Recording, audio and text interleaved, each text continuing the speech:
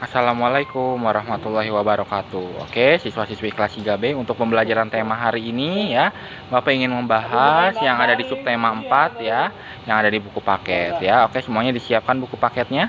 Kita langsung saja ya membahas ya pembelajaran subtema 4 yang ada di buku paket ya. Oke, siswa-siswi kelas 3B kita buka ya buku paket tema satunya ya atau tema 3A pada subtema 4 pembelajaran 4 ya. Nah, dibuka halaman 110. Oke, di sini Bapak ingin menjelaskan ya, bisa dilihat di sini Deli sedang membantu ibu menanam bengkuang di halaman rumahnya ya. Tanaman bengkuang berkembang biak dengan umbi. Ada beberapa tumbuhan yang berkembang biak dengan umbi ya. Nah, umbi itu ada umbi lapis, ada umbi batang ya. Di sini ada teks cerita tentang perkembangbiakan umbi pada tumbuhan ya. Oke, kemarin sudah Bapak jelaskan, masih ingat semuanya tentang umbi lapis? Umbi lapis itu ya, oke, perkembangbiakannya pada tumbuhan bawang merah ya, bawang putih dan bawang bombay. Nah, kita baca bersama-sama di sini beberapa jenis tumbuhan berkembang biak dengan umbi. Salah satu jenis umbi pada tumbuhan adalah umbi lapis ya. Umbi lapis adalah bawang yang tertutup lapisan daun. Lapisan daun itu sebenarnya berisi cadangan makanan ya. Contoh tumbuhan yang berkembang biak dengan umbi lapis itu bawang merah, bawang putih, bakung dan bunga tulip. Selain umbi lapis ada juga umbi batang ya. Umbi batang adalah batang yang tumbuh di dalam tanah dan membentuk umbi ya. Umbi batang juga berisi cadangan makanan. Jika ditanam, umbi batang dapat tumbuh menjadi tumbuhan yang baru. Nah, contoh tumbuhan yang berkembang biak dengan umbi batang adalah yaitu kentang dan ubi jalar ya. Nah, jadi tadi kita sudah bahas perkembangbiakan pada tumbuhan dengan umbi ya. Ada umbi lapis, ada umbi batang. Nah, oke, semuanya masih ingat kalau umbi itu termasuk perkembangbiakan secara vegetatif ya, vegetatif alami. Oke, sekarang kita buka yang di halaman 111. Oke, yang di halaman 111 ya. Nah, kalian diminta apakah ada persamaan antara kedua jenis perkembangbiakan umbi tersebut ya. Tuliskan jawabanmu pada tabel berikut ya. Kita kerjakan sama-sama di sini. Yang di halaman 111 kita diminta untuk menuliskan persamaan dan perbedaan dari umbi batang dan umbi lapis ya. Nah, kalau umbi batang persamaannya apa? Nah, kalau umbi batang itu persamaannya ya berisi cadangan makanan ya, berisi cadangan makanan. Dan perbedaannya apa kalau umbi batang? Perbedaannya itu ya kalau umbi batang, nah bisa kita lihat di sini, umbi batang adalah batang yang tumbuh di dalam tanah ya. Umbi yang tumbuh di dalam tanah. Kalau persamaannya berisi cadangan makanan, perbedaannya ya tadi batang yang tumbuh di dalam tanah. Nah, kalau lapis persamaannya tadi sama, terdapat cadangan makanan ya. Nah, kalau yang lapis terdapat cadangan makanan, sedangkan perbedaannya apa? Kalau umbi lapis, nah perbedaannya itu adalah bawang yang tertutup lapisan daun. Perbedaannya ya, bisa ditulis persamaannya tadi berisi cadangan makanan ya. Umbi lapis juga sama berisi cadangan makanan. Perbedaannya tadi ini batang yang tumbuh di dalam tanah. Kalau umbi lapis tadi apa tadi? Kalau umbi lapis contohnya bawang yang tertutup lapisan daun ya. Oke, paham semuanya ya? Diisi yang di halaman 111. Oke, kita lanjut lagi. Oke, di halaman 113 di sini ada tugas ayo berlatih ya. Dikerjakan langsung di buku paket. Nah, di sini ada 3 soal ya. Kalian baca teks ceritanya lalu tuliskan persamaan dan perbedaan tumbuhan yang disebutkan dalam cerita tersebut ya. Persamaannya apa ya dan juga perbedaannya apa. Nah, terus yang nomor 2 jelaskan manfaatnya.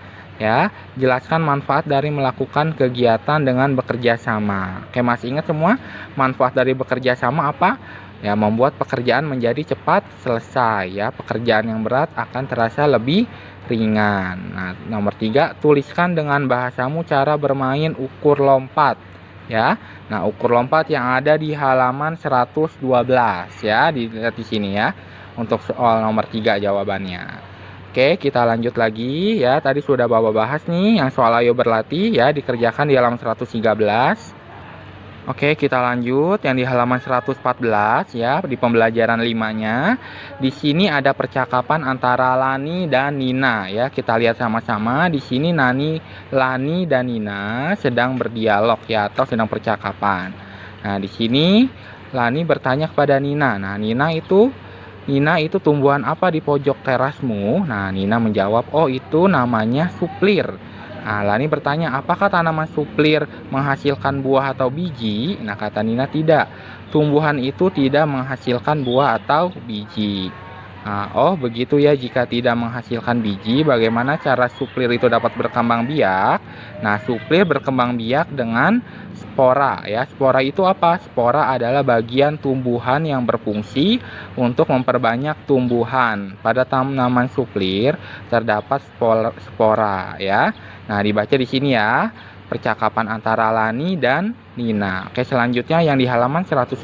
Oke, siswa-siswi kelas 3B ya, kita lanjut yang di halaman 115 ya. Oke, yang di halaman 115. Nah, kita lihat di sini. Di sini terdiri dari ada kata-kata, arti kata dan contoh kalimat baru ya. Nah, kita isi di sini kata-katanya. Pertama ada suplir. Nah, arti katanya itu apa suplir? Suplir itu arti katanya tanaman yang berkembang biak dengan cara spora. Nah, contoh kalimatnya di sini bisa kita tulis. Nah, Nina mempunyai tanaman suplir di teras rumahnya ya. Nina mempunyai tanaman suplir di teras rumahnya. Itu contoh kalimatnya ya. Nah, kata-katanya yang kedua ada spora. Nah, spora itu arti katanya apa? Oke, cara berkembang biak pada tumbuhan. Contoh kalimatnya apa? Misalkan di sini kita tulis lumut berkembang biak dengan cara spora ya, atau lumut itu berkembang biak dengan spora juga boleh ya. Yang ketiga kata-katanya itu tumbuhan ya. Nah, tumbuhan arti katanya apa?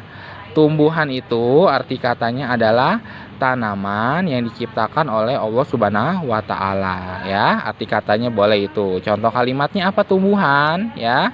Nah, bisa ditulis sini ya. Di halaman rumah Deli ya, di halaman rumah Deli terdapat banyak tanaman ya. Oke, bisa ditulis itu ya.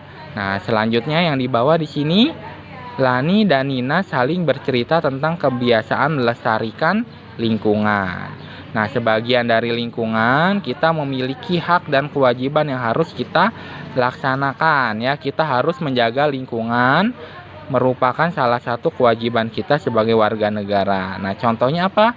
Kewajiban kita untuk merawat lingkungan seperti merawat tanaman, melakukan penghijauan ya, menjaga kebersihan dan keindahan lingkungan tempat tinggal ya. Oke, kita lanjut lagi ya. Oke, kita lanjut yang di halaman 117 ya.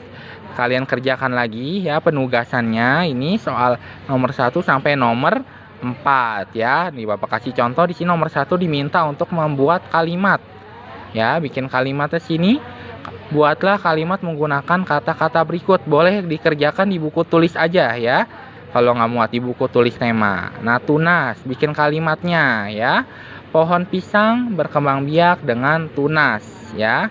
Oke, bikin lagi kalimatnya dari kata biji ya, spora ya.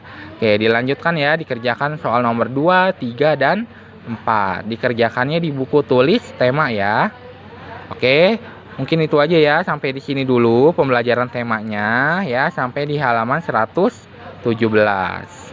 Oke, siswa-siswi kelas 3B ya, untuk pembelajaran tema hari ini ya, Bapak bahas yang ada di buku paket subtema 4 ya. Oke, nanti penugasannya jangan lupa untuk dikerjakan ya. Oke, semuanya tetap semangat belajarnya ya, tetap jaga kesehatan ya. Oke, mungkin itu saja untuk hari ini ya, untuk pembelajaran hari ini. Kurang lebihnya mohon maaf. Wassalamualaikum warahmatullahi wabarakatuh.